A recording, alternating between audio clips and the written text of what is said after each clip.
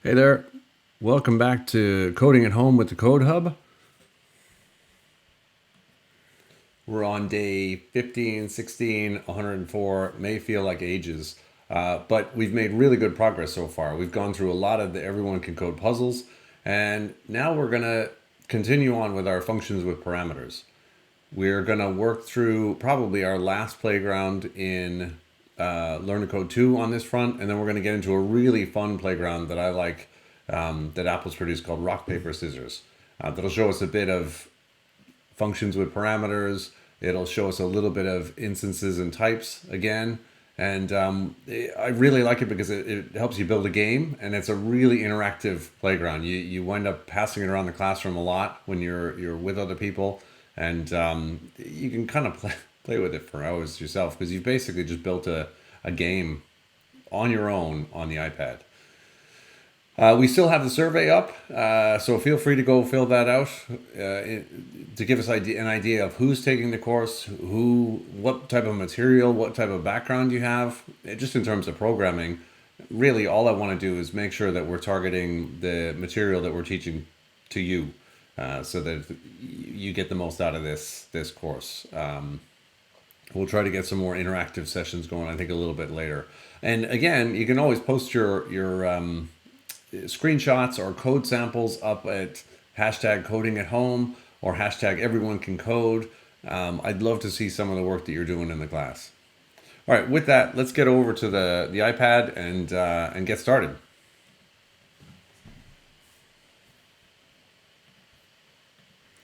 All right, so we left off in chapter 7, and we were on this particular playground here, placing at a specific location. So let's go off to Swift Playgrounds and that Learn to Code 2 playground.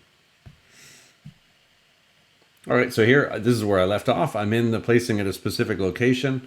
We kind of explored this a little bit yesterday. In fact, I've got some code here already where I'm turning the lock up if I'm an expert.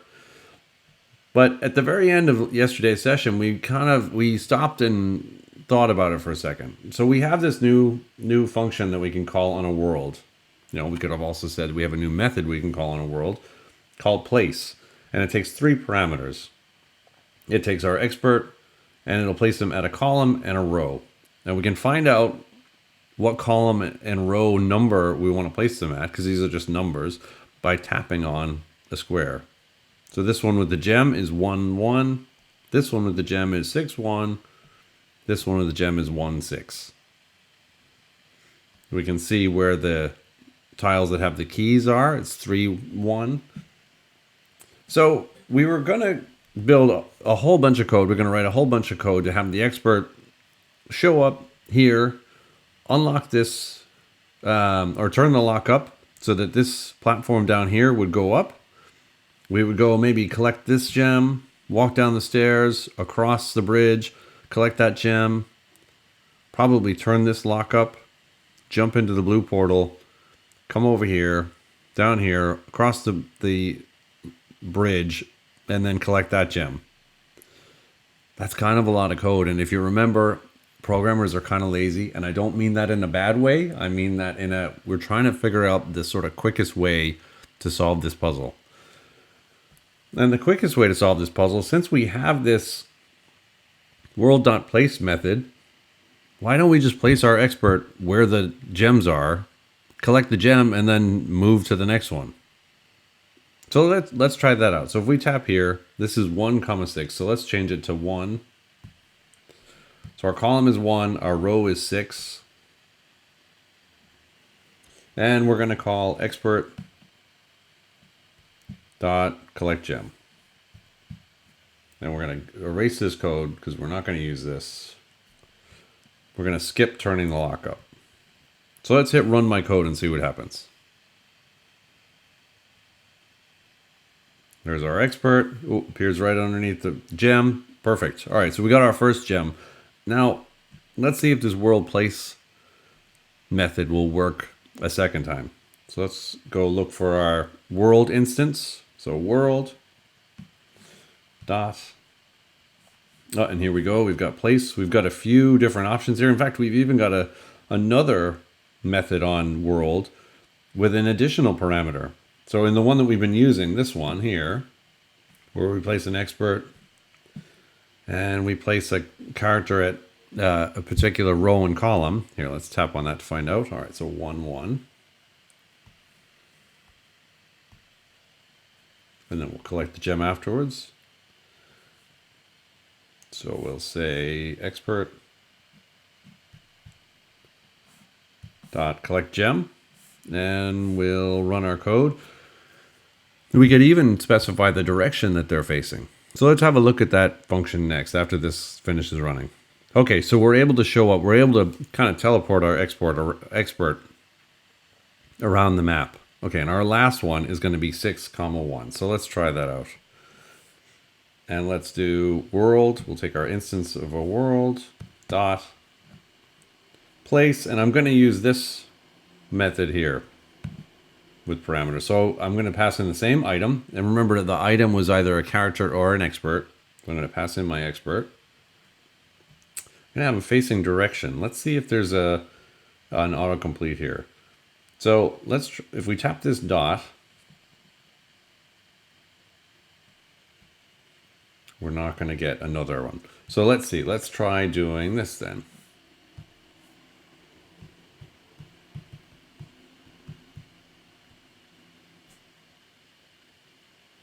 Well, it's not giving me any handy way to autocomplete this. To tell you what, as much fun as it would be, and what did we say that was? 6, 1. So that's going to be 6 and row 1. We're going to try running this. It's going to probably give us a red dot. Let's see, I need a direction type there. So tell you what, let's get rid of this extra parameter here, because we don't have any easy way to autocomplete it for us. So let's tap on direction. We're going to hit the delete key. We're going to delete the parameter name, which is facing. And then we have to make sure that we only have 1 comma separating our expert from our at column parameter name. So let's go to the end, tap to the end, and we're going to have our expert collect that last gem. Run my code. Okay, expert shows up at the top, collects the first gem, reappears down at the bottom, collects that gem, and then pops over there to 6, 1 and collects that gem. Perfect. So now we had a little bit of an explanation after the fact of what we've just done. We can see that we've got type defined here. Again, named grouping of properties, the features and methods of a kind of data. Some of the types on this particular map are expert. They're portals. Remember, we worked on portals, and we could turn them, we could change their property is active to true or false. And now we have a whole type that's the world itself. So a grid world. So we could go on to the next page, and in fact, I encourage you to. The rivers to cross, placing 2 characters, 2 experts, twin peaks. These are all great. This is great exercise for your newfound knowledge of using functions with parameters. But we're gonna move on now. So if we go back to the book, if we exit out of this and we go back to books, and we go a little further forward in this chapter, it explains each one of the playground pages that we just went through in a little bit more detail. In fact, we talk about the grid world puzzle that we just solved, and it tells you about tapping on each block to figure out what coordinate it's at. And then we talk about this section, this apply section. So in this scenario, we've been hired as a programmer to improve the game rock, paper, scissors. So we want to build a new version of this game using emojis.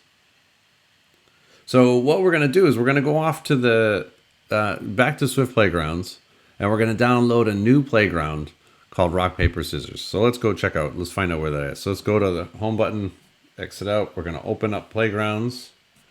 And I'm going to go hit the X to get out of this playground.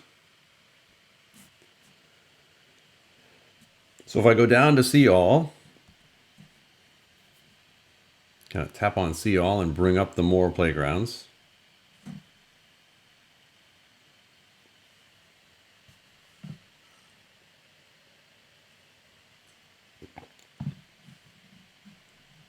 Okay, cool. So remember, these are our learn to code playgrounds. We might get into some of these in future sessions. I really like the lights, camera, code application, and then the follow-ons, assemble your camera in flashy photos. It lets you play around with the camera feature of your iPad. But we're going to go into challenges here. Now we're going to scroll all the way over to the right. And there's a playground called rock, paper, scissors. So we're going to hit the get button.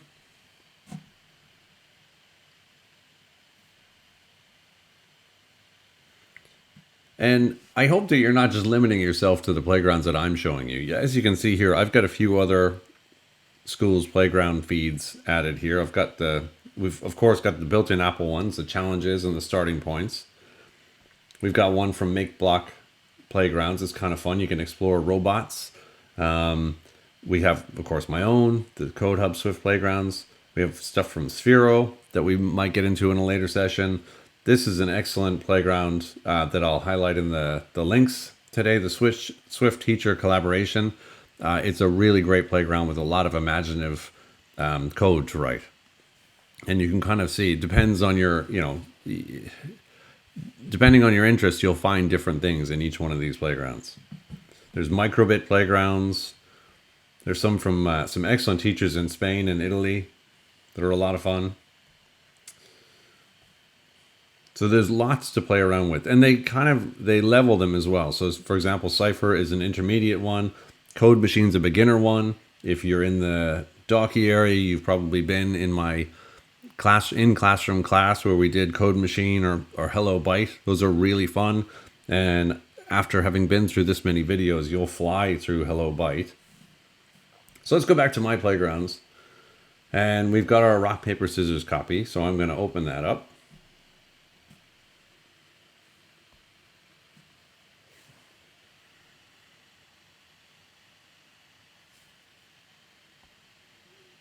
And we're just going to give it a second.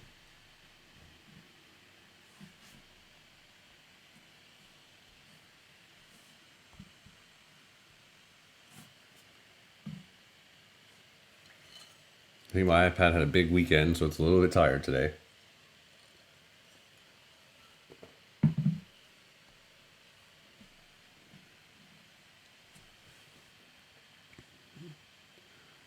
All right, here we go.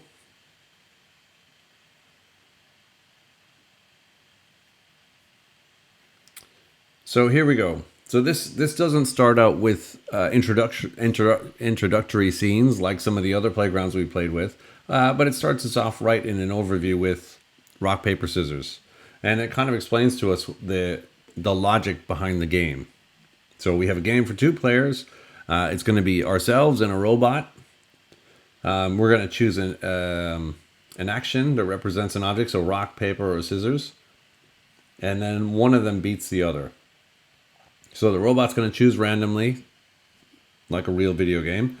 And if we choose the same action, it's going to end in a tie. So let's take a look. Let's try playing the game. So we've got a game instance. This is our game type. We call a method on our game called load default settings. And then we call game play. So that starts the game. So let's run my code.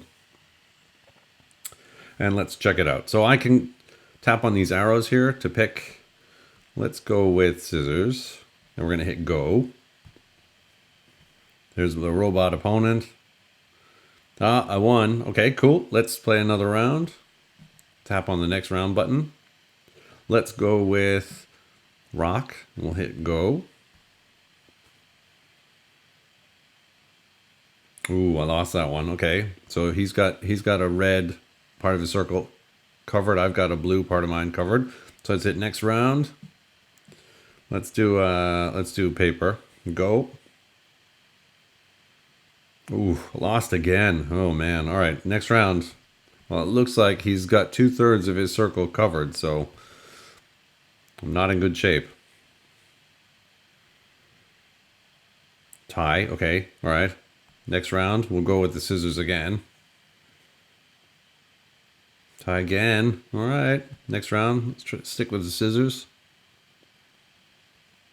Tie again. We're going to be stubborn and stick with those scissors. Tie again. All right. Ooh, maybe there's a bug if it keeps coming up with the same as us. Ooh, I lost. Man. Okay. All right. So as a result, the robot gets a little trophy. This is a pretty simple game, but it's not bad. It's a pretty fun, easily playable game. So let's go to the next page and we'll personalize this game a little bit. So now we're going to start monkeying around with the guts of how this game behaves and what it looks like. So as we can see here, we're going to look at this shared code file. We can see a tab at the top. We didn't see this in a lot of the other playgrounds. This is kind of a new feature in Swift Playgrounds that makes it a really, really powerful development environment. So we can look at the shared code to see how the game is set up. In any code we write in setup game, and remember this is a function with a parameter where we pass in a game. It'll be saved and it'll be used in every page of this book. So we can try modifying the emoji values for add action, add opponent, and then the prize at the end. We can play with the background colors and the game color. So let's go check it out. And if we read the code down here, this is still kind of the same, right? So we have our instance of a game. We have a comment here saying that we want to modify the setup code in this shared code file. We still call setup game and we pass in a game. This is going to change the prize of the game to a donut. I like that. Whoever wrote this playground is a person after my own heart. And then we call play at the end. So let's go over to the shared code and look at the setup game function.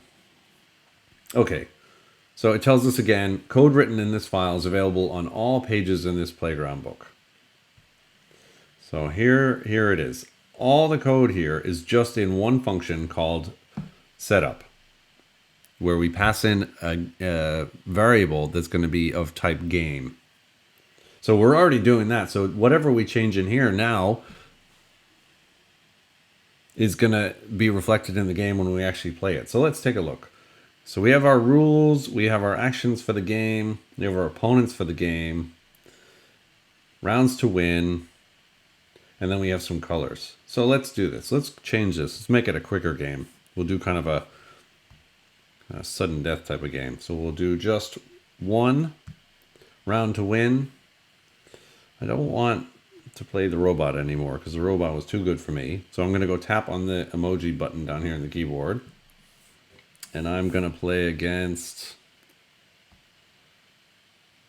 let's see, let's pick an animal here. Let's play against a penguin. All right, so if I run my code, this is minor changes just to check out what it looks like. If I hit run my code, it loads the game. I can pick my action. I'm going to hit go. There's my opponent, was the penguin up there. So I won straight off the bat, got a donut. Not bad, not bad. Okay, so cool. Now we're playing a penguin. We can also add new actions. So we have these three. We could personalize them. So instead of a fist, let's do, even though that is the rock, maybe we'll do a thumbs up. So we'll pick a thumb. And then we'll run my code. So there's my thumbs up, there's my high five, and here's my peace sign. There we go. I win. Now we could change that and we could say, okay, well this is rock, paper, scissors. So let's change that back. So I'm gonna go, let's see. I'm gonna pick something else. Let's see. Let's change the game color a little bit.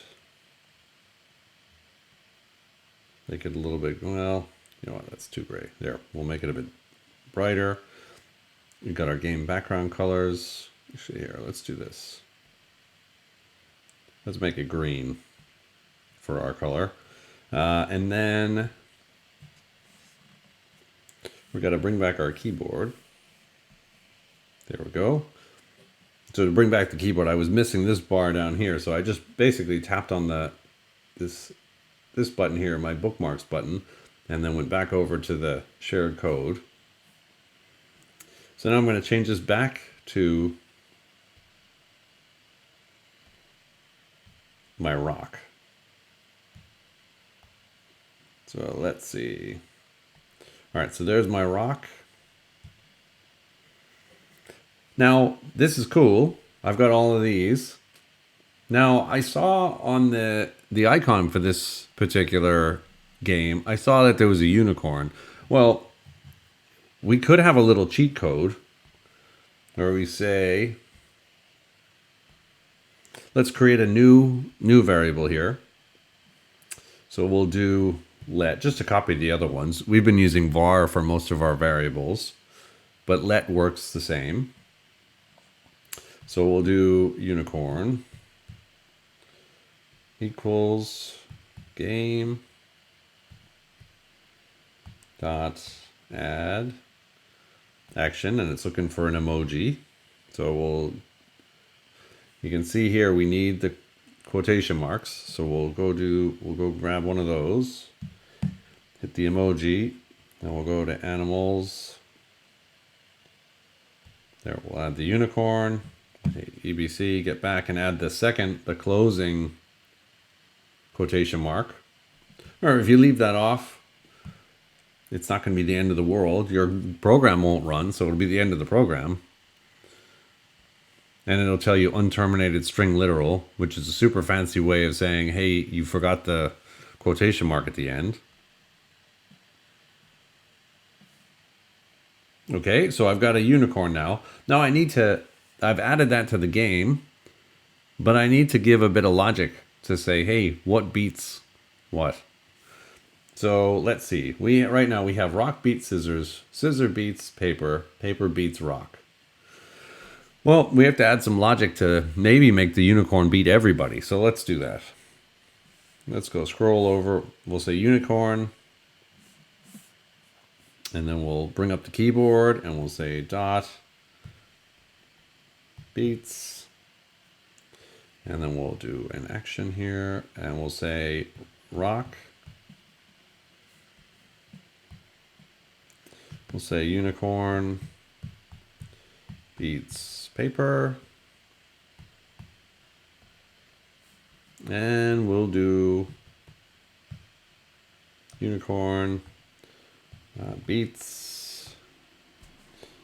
What's the last one? Scissors. There we go. So all I'm doing when I get to the end there is I'm just tapping on the end and then hitting the return key quickly. Okay, so now let's see. Does that check out? I have rock beats scissors. Cool. Scissors beats paper. Excellent. Paper beats rock. Unicorn beats rock. Unicorn beats paper. Unicorn beats scissors. I think we've got it covered. All right, will we try it? Will we try out let's try out our new action. So let's hit run my code and hit go. Tie. Okay, well, that was kind of silly. I didn't pick my new super powerful one. So let's hit go. Nice, I win. And I'm always going to win because my unicorn is set up to beat everybody. Now, if I say, well, that's kind of cheating, right? So let's add another action, maybe that beats the unicorn. So let's do what do we add? Will we add I don't know, a bear might beat a unicorn. We'll do a game.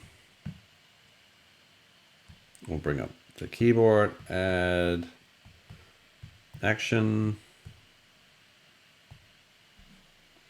And we'll remember to bring out the string and we'll grab the emojis and we'll add a bear.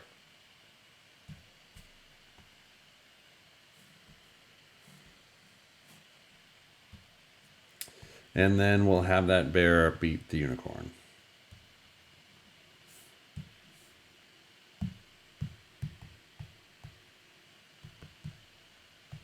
Unicorn, all right. Now, if I go and hit this new game, you can see that it's not enabled anymore because I've changed some of the code. So what I need to do is I need to run the code again to make sure my new action gets added to the game. So I'll hit run my code. Now I can see that I've got a koala bear, unicorn. So if I hit go, tie. Okay, well, and that's a tie. Can you guess why that's a tie?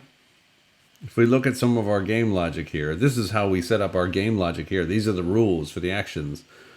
I only said that the bear beats the unicorn. I didn't say anything about anybody else beating the unicorn or anybody else beating the bear or the bear beating anybody else. So the way the logic is set up is it'll say, well, it's a tie because I don't know, neither of them beat the other one. So this is something that when we're programming this game, we need to think about who beats who. We have to make sure that everybody's covered. That's why we had 3 different cases here for the unicorn.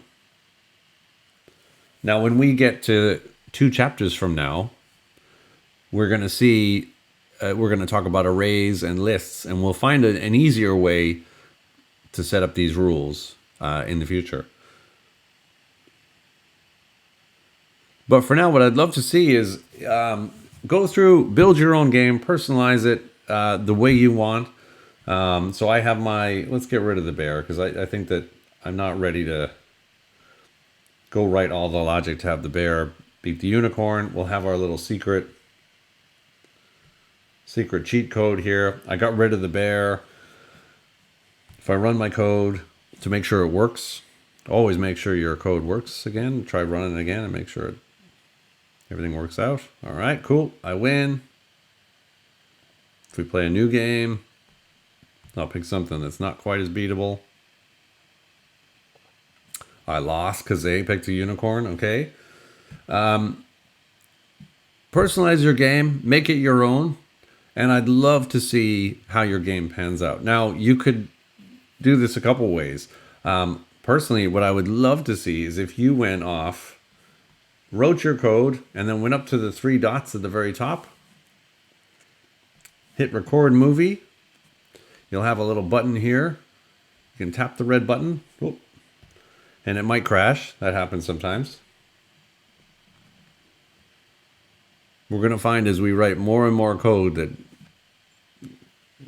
despite your best intentions, you might still get a crash. So we're going to hit rock, paper, scissors, copy. Open that up again.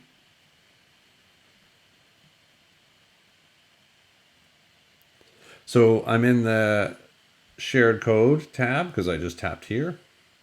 Over here is the main page code. So I'm going to tap back on the shared code. I'm going to go hit record movie.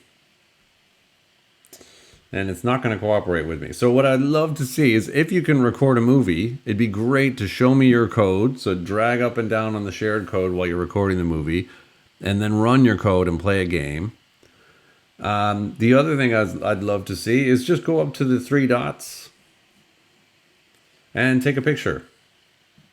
Now, this isn't very exciting because I haven't run my code yet, but if I run my code, hit go, run your code and see what happens, and try taking a picture and send it off to us here at the Code Hub. You can either do it on the discussions forum, and I'll provide a link in the description for the videos. You could put it in an email to us at live@thecodehub.ie. Or you can just post it up on social media somewhere with the hashtag everyone can code and hashtag coding at home. I'd love to see your work. This is something that is a ton of fun to play around with. I'd love to see what you come up with.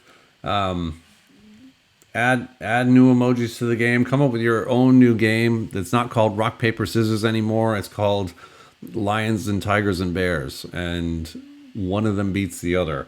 So try it out. Play around with this.